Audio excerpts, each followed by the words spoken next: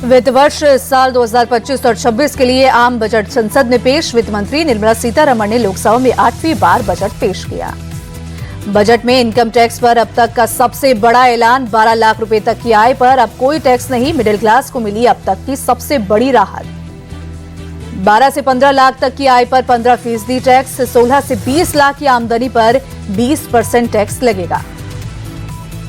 20 से 24 लाख की इनकम पर 25% टैक्स लगेगा। 24 लाख से ऊपर की आय पर 30% टैक्स लगेगा। वित्त मंत्री ने कहा कि इनकम टैक्स में बड़ा बदलाव होगा। अगले हफ्ते सरकार लोकसभा में इनकम टैक्स बिल पेश करेगी। सरकार ने इनकम टैक्स पर नया कानून बनाने का ऐलान किया। अगले हफ्ते बिल पेश होगा।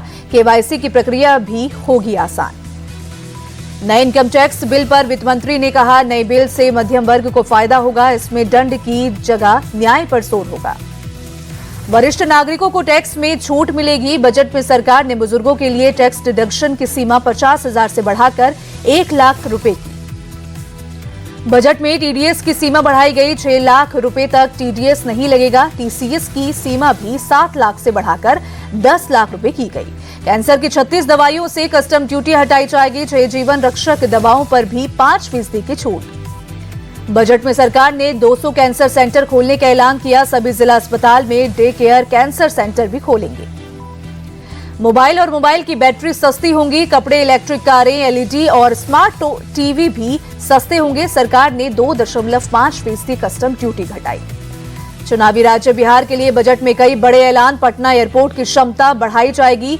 3 नए एयरपोर्ट बनेंगे। बजट में मिथिलांचल के किसानों के लिए स्पेशल पैकेज का ऐलान। फूड टेक्नोलॉजी इंस्टीट्यूट बनेगा और आईआईटी पटना में हॉस्टल बनाने समेत कई बड़ी घोषणाएं। वित्त मंत्री बोली, हमारा फोकस गरीब, युवा, अन्नदाता और नारी शक्ति पर। 10 साल में हमने बहुमुखी विकास किया। बीमा क्षेत्र के लिए एफडीआई की सीमा बढ़ाई गई। सरकार ने 100% एफडीआई को मंजूरी दी। होम डिलीवरी करने वालों का बीमा करेगी सरकार। फूड डिलीवरी वालों का होगा रजिस्ट्रेशन। 1 करोड़ होम डिलीवरी वालों को होगा सीधा फायदा।